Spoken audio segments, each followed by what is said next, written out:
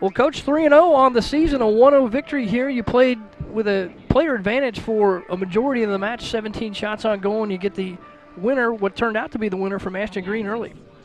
Yeah, I'll tell you, 2 years ago, and this is what I'm about to tell them, this would be a great win. Get a shutout, you're 3-0.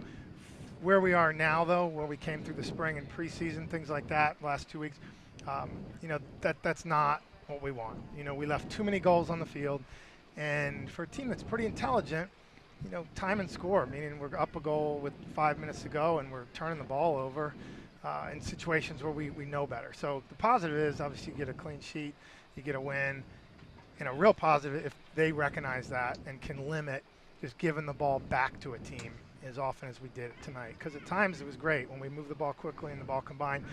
Finishing was poor, but the one that counted, we scored. Absolutely.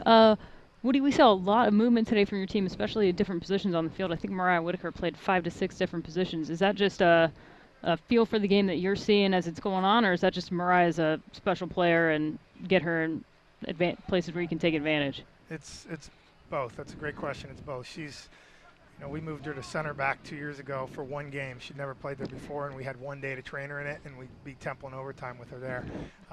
She is the most versatile kid positionally for us, and as the game went on, we saw some places we thought she could help us, so we slid her around. We were impressed tonight also with the physical presence your team played with. They won some battles out there, just not on tactics, but on physicality. We talked about that in pregame too. Our team this year needs to be tougher, and one way to show that to opponents is to be able to be physical, and that's a trait that we've just started to see this year in practice. And yesterday we had 5 really hard tackles in practice, which we're lucky to get 1. So for us to kind of step it up from that end is great.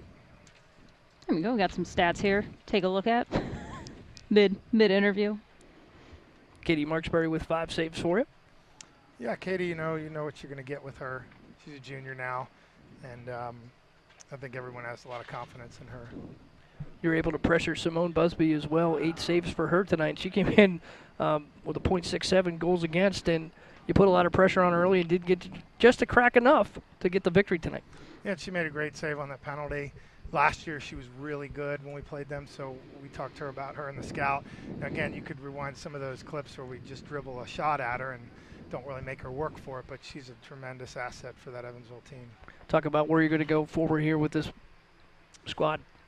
So 48 hours we play again, and we're on the road for that one. If you look at how deep we went tonight, you hope that would help us in not having to play a lot of kids 90 minutes, turning around and having to play EKU on the road. So, we'll see if we can pull a little bit together tomorrow morning at training, and then EKU, and then we got a little break till the crosstown shootout. Well, good luck with EKU, and thanks for joining us here tonight. Congratulations, 3-0 to start the season. Okay, thanks for having me, guys.